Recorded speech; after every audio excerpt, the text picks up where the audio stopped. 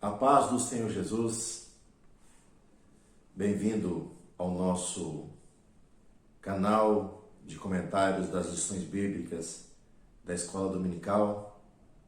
Hoje nós estamos gravando com um aparelho um pouco melhor. A última gravação não ficou tão nítida a imagem, mas nós estamos procurando melhorar a nossa filmagem. Hoje nós vamos tratar da primeira lição da classe dos adultos. Nesse quarto trimestre, nós estaremos estudando sobre a vida do apóstolo Paulo. Então são algumas lições preciosas a respeito da sua vida, do seu ministério, a respeito de princípios relacionado à vida cristã, relacionado à obra de Deus, que ficou registrado nas cartas paulinas, através do ministério do apóstolo Paulo.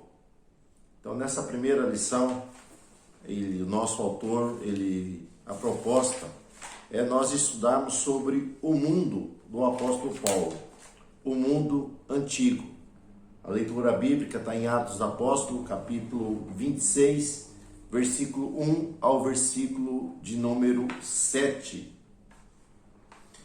Então, sabemos que o mundo do Novo Testamento vai nos oferecer muitas informações precisas a respeito do contexto onde a igreja é fundada.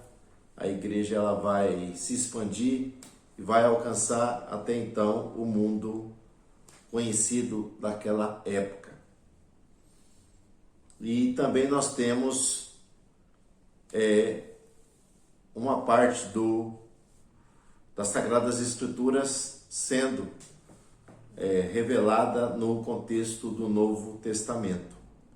Então, o mundo antigo, onde foi escrito os 39 livros bíblicos, que vai de Gênesis a Malaquias, foi escrito até o ano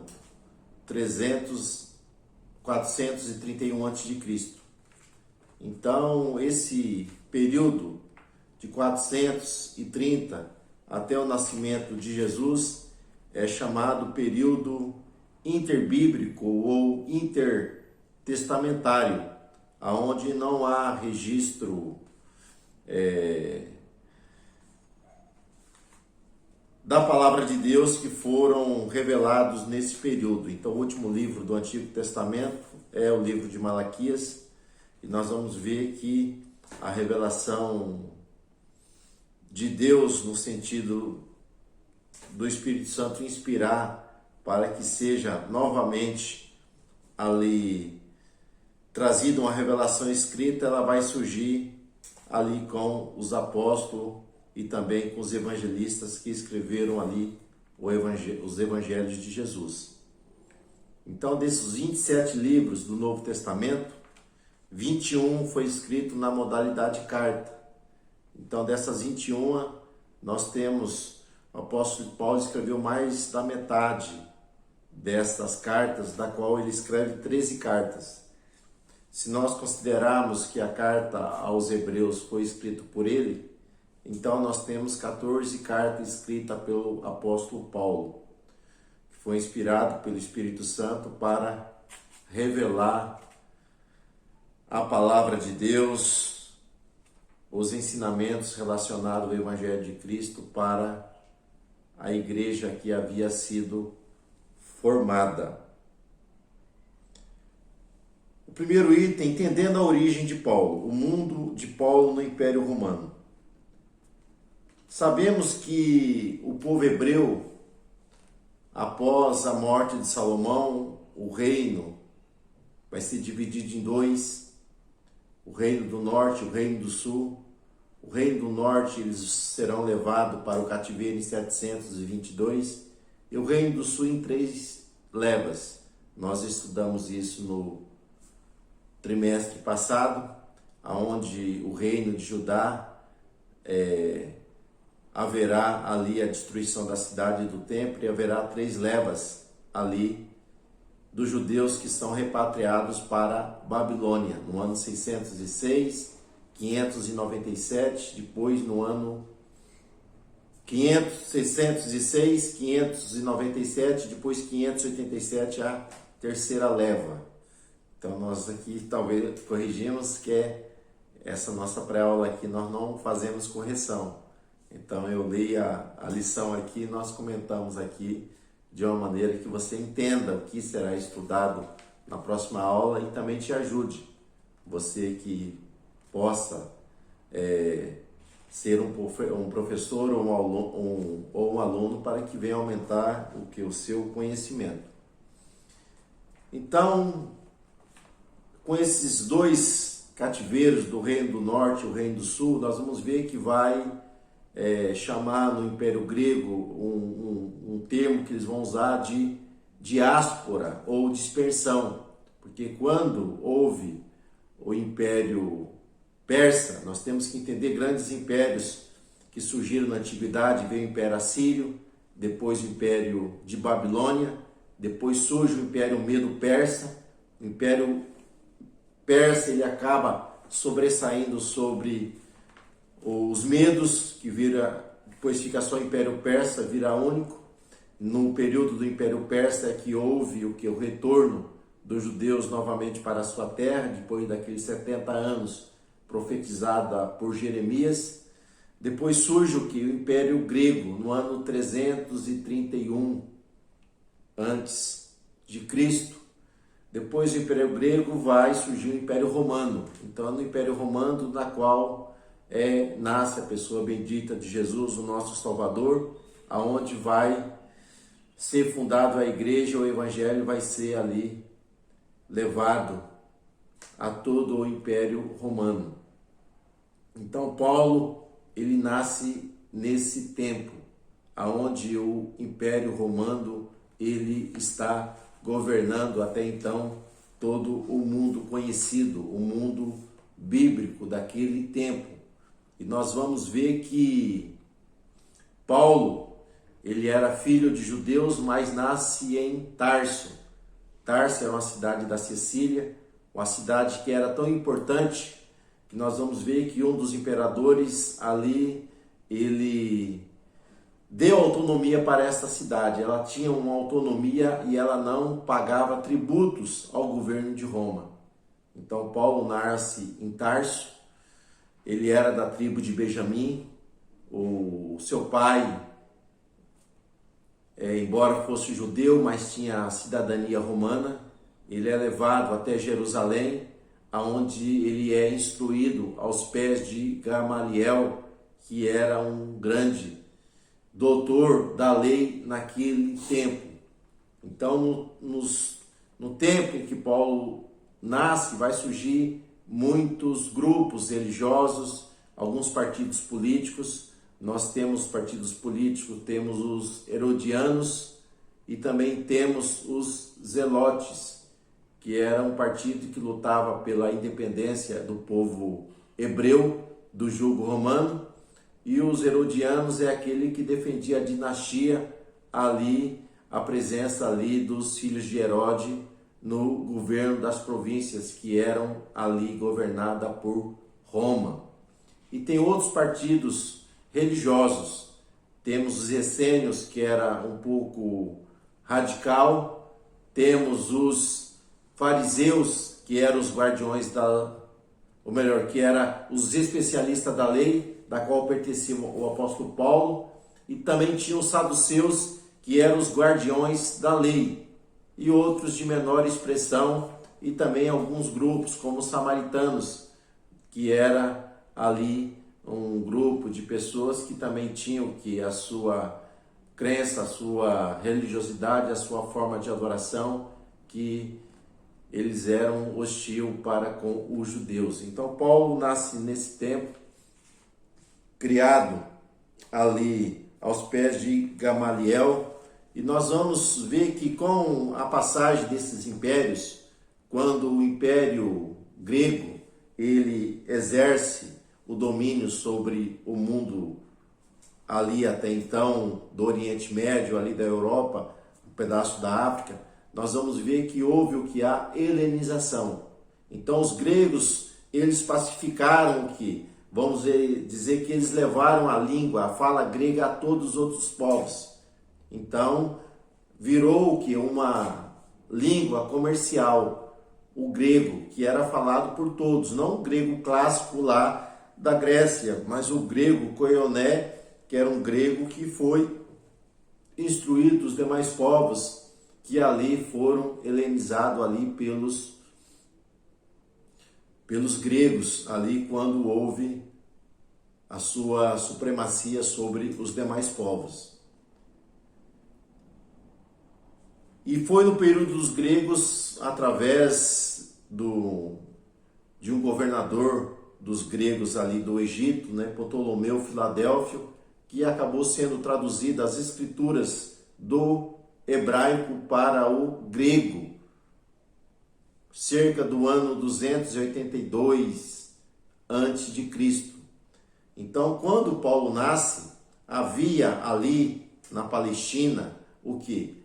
A língua grega, que era a língua comercial, havia a língua aramaica, que era a língua falada ali pelos judeus, e havia o hebraico, que era usado o que? Dentro dos cultos, na sinagoga e também no tabernáculo.